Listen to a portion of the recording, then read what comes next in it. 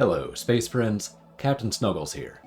Finally back in Space Haven to continue the voyage of the Snuggernaut.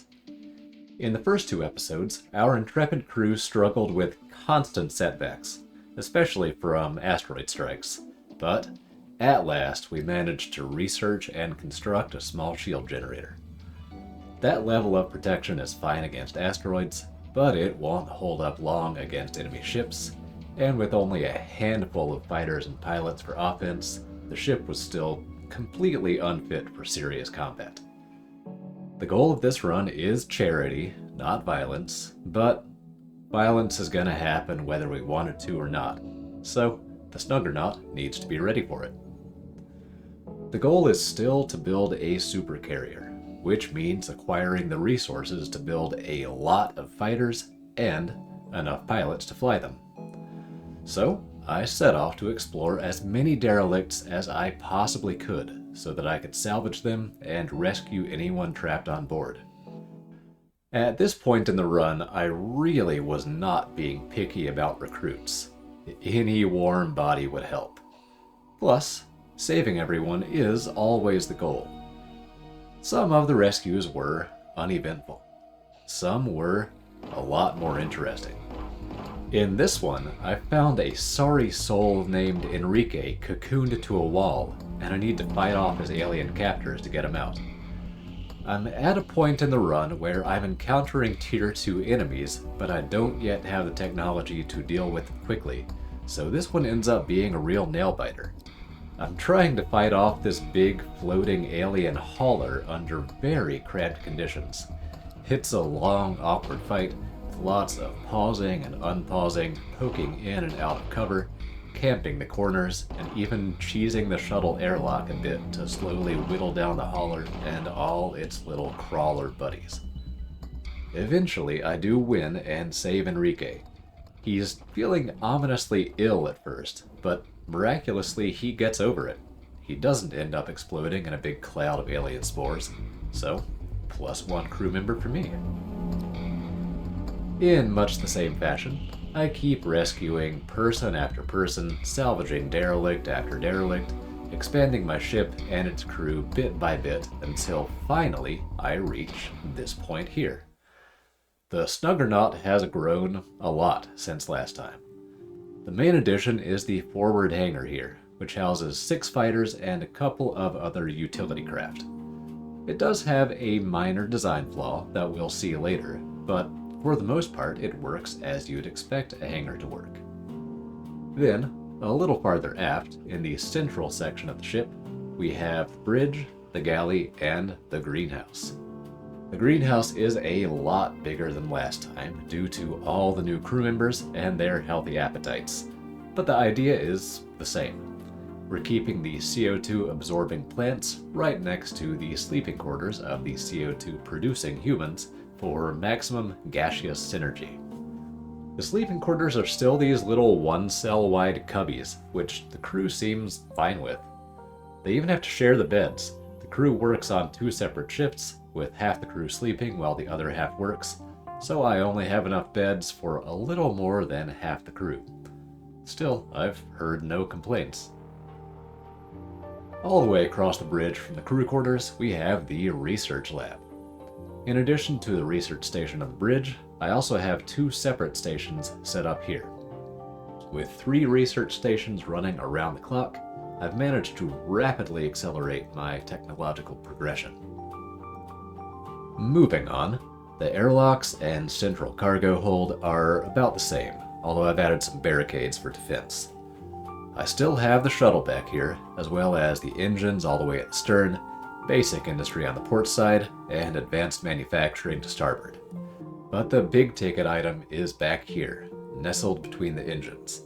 This is a targeting jammer, super advanced tech that keeps enemy ships from targeting me with their onboard weapons, but also keeps me from using any onboard weapons of my own. However, it does not affect fighters, which means it is perfect for a supercarrier, and it's the centerpiece of this build. Of course, this bigger and better Snuggernaut requires more power, more atmosphere, more structural integrity, and more shield generators, So in addition to the major changes, I also have all of those things scattered throughout the ship. And we can't forget the crew. Our cast of colorful characters has nearly doubled since last time. The highlights are Hank Tank and Lady Rogue, just because of their silly names. I don't know if there's some sort of Easter egg or if they're a reward for the game's early backers. Regardless, with all the new additions, we're up to 15 crew members. Some are more useful than others, but they all have roles to play, and I at least have enough people to nominally pilot my 6 fighters. I certainly don't have 6 good pilots, but I do technically have 6 pilots, which is good enough for now. With all those new people and new upgrades, the Snuggernaut is finally ready for combat. But before we get to that, I'm happy to report that the ship had an opportunity to heal people instead of just hurting them. During the course of making all these upgrades, we stumbled upon a battle between the Cult of New Haven and the Android Collective. We're neutral to both factions, so we dropped in with a sort of Red Cross role, providing medical assistance to the seriously injured from both sides. So, in addition to this being our good deed for the day, it also earned us some additional money and materials for our ship expansion efforts. And with that, it is finally time for the main event. The Snuggernaut has detected an incoming pirate ship just a couple hours out, so rather than jumping away from danger like they have so far, I've decided that this is where the Valiant crew is going to make their stand. So I've ordered them to quickly get back to the ship, wrap up their business in the system, and get to bed for a little nap to get those energy bars as full as possible. Delbert has other ideas and is taking a fighter out for a little joyride, but I quickly get him back on board, and hopefully we'll be able to get him rested up. But not before the pirates get into the system, and so nothing happens. I don't even get the combat music. My targeting jammer is working exactly as intended. The pirate ship cannot do anything against the Snuggernaut at all. Eventually they could launch a boarding party and try and storm my airlocks, but until then, I can do what I want. And what I want to do is defang this ship, take out that point defense turret, and then the second one, and then anything else that could possibly threaten the Snuggernaut. So,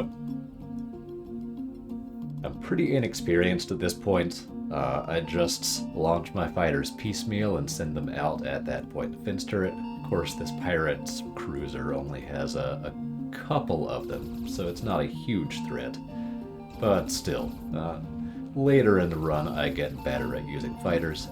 But even with this non-ideal start, there's no contest. Yeah, my fighters have already shredded the first point defense turret. So basically, although the pirate ship shields are still up, you can do a little bit of chip damage to modules and even to the hull itself through the shields, so that's what's happening. Just the weight of fire from my fighters is slowly chipping down these point defense turrets, and although a couple of fighters do get low-ish, about half health, there's no real serious danger to them here.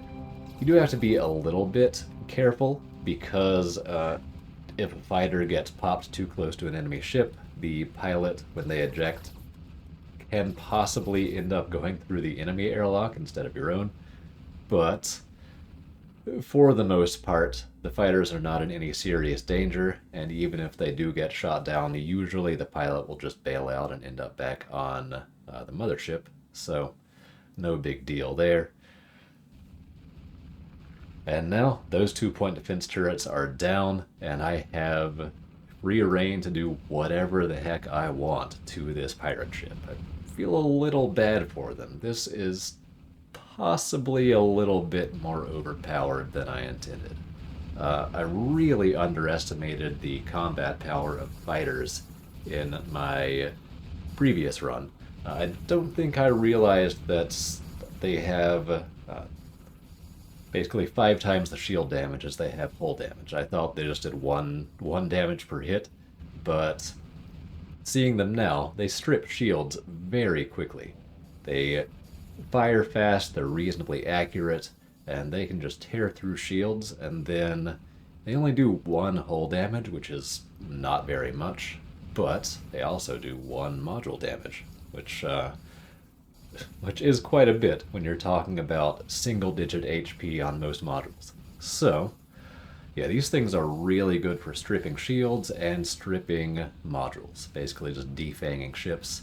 Now here I am using them to hit the hull stabilizers, so instead of chipping away at the hull itself 1 HP at a time, I'm taking out these stabilizers, which will remove their hull stability and functionally destroy their ship. Honestly, it's a little bit strange the way this works, but you can see that last stabilizer went down, and now every single shot from these fighters pokes a hole in the ship. But they still have power, they can still get their shields back up, they could theoretically still fire their weapons, and so their ship is in a weird, sort of almost zombified state, where it's still a threat, even though technically it's not going to fly again, but it's still a threat. Now, regardless, the pirates at this point do realize that they need to do something to fight back against the Snuggernaut, and so they are preparing a boarding party, it looks like, launching their shuttle and getting it to the airlock. Now, the fighters can hit shuttles. They're pretty dang good at that, as you can see from all the damage they just did, but once that shuttle touches the airlock, it is invulnerable. Now it's undocking again, rather. So let's see if these fighters can possibly take it down before it gets to the Snuggernaut. Looks like they can. Alright, so that's 1 shuttle down. I believe the pirates have a second one, and it almost certainly will be deploying very soon with a boarding party. So I'm going ahead and getting my remaining crew, the ones not piloting fighters, into position back around the barricades in the cargo hold. Meanwhile, I'm just keeping my fighters on patrol. They will hopefully be able to shoot down, well, as I say that, Past Snuggles immediately gets bored and sends the fighters to go shoot the bridge, which means they will be out of position when this next shuttle launches, and so it will get to my airlock more or less unopposed. Of course, even if the shuttle gets shot down, any crew members that are on it, any pirates that are on it, can still just fly to my airlock anyway in their spacesuits and just walk right in. Not quite sure how that works, but it is what it is. Alright, well. Fighters are now back in their patrol position. While there is no shuttle to shoot, they are going to gradually chip away at just whatever they can hit on the pirate vessel, whatever's left to hit. Here's that little design flaw I mentioned. So, when a damaged fighter docks back up, it is, well, still damaged, still smoking, on fire, and so it will absolutely fill this hangar bay with smoke. I only have 1 gas scrubber in there, which, as it turns out, is not nearly enough.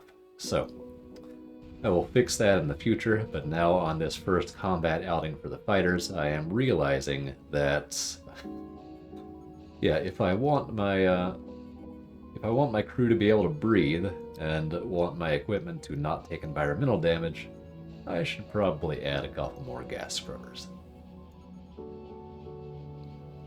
Now, I don't know what the pirates are up to at this point. They've had ample opportunity to get a boarding party together. They're probably frantically trying to patch up their ship, despite it being really, really not salvageable at this point. Taking a look, yeah, you can see how far the gas has spread, how far the smoke has spread in the hangar. Almost the whole hangar is full of smoke. So, Yeah, definitely a design flaw there, but thankfully one that is pretty dang easy to fix.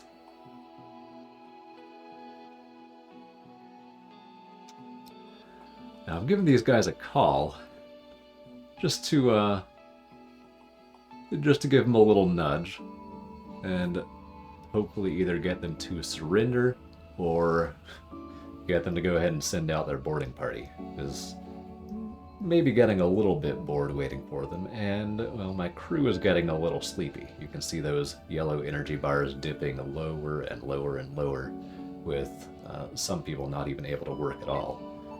So,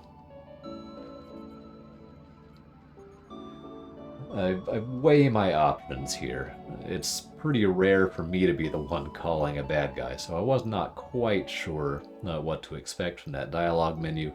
End up just hanging up on them. But maybe, well, yeah, based on the text in the top right there, after I hang up on them, Captain Burke Black announces that they are sending a boarding party. Very nice of them to always announce it beforehand. So I look over, see the shuttle incoming already, and so I rally the crew members I have who actually have energy and get them into defensive positions. Now, I've managed this fight pretty badly. I end up moving my crew into cover behind the barricades, but I don't order them to actually crouch down, I don't believe. So they end up essentially just standing next to their cover objects and not actually really taking cover.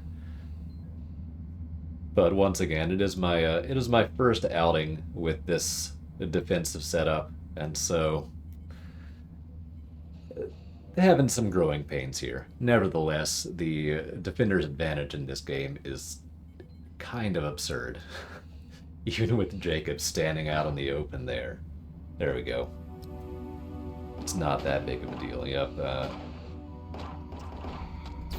Already just shredding these pirates as they come out of the airlock. It feels a little bit unfair, but the game is very much set up to encourage this. So this is it seems to be the intended gameplay, despite being extremely one-sided.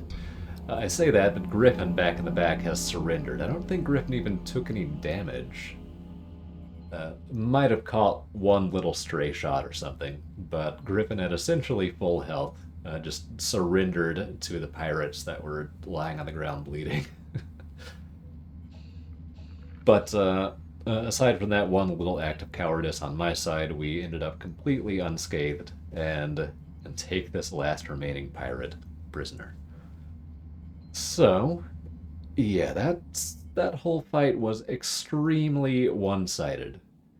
The enemy vessel really could not do anything to counter my fighters, and well, the boarding party got absolutely massacred. The only thing they can really do is send a boarding party, but with Defender's advantage being what it is, there's not really any contest.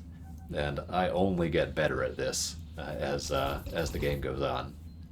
Now, to be fair, this ship did only have 2 point defense turrets on it, which is not many. They can have at least 4 and maybe even up to 6 point defense turrets on them. So, yeah, my fighters will face a lot more danger as time goes on. Nevertheless, there might be more danger, but also, well, my skill level will increase. So, turns out I've made something pretty overpowered. Nevertheless, it's pretty cool having a functioning carrier. And, well, I'll only be adding more people and more fighters and more power as time goes on. So, I am, regardless of the OP sort of nature of this ship, I am looking forward to continuing the run and marauding through the galaxy unimpeded in our search for Eden. Of course, I recorded all that, and then less than a day later, Alpha 20 was released. It's a huge update, a real game changer, and I'm super excited to experience it, but it does mean that footage from Alpha 19 is now obsolete. I pondered the situation a bit, and I decided that I'm going to blitz through the rest of this run, kick the Snuggernaut into New Game Plus, and resume the series there. That way we'll get to experience the completed Snuggernaut, as well as all the new features of Alpha 20. There is going to be a big time jump, but I think it will be worth it. So, stay tuned for that. That's all for now. Thanks for watching. I hope you enjoyed. I hope you'll tune in next time. And until then, this is Captain Snuggles, signing off.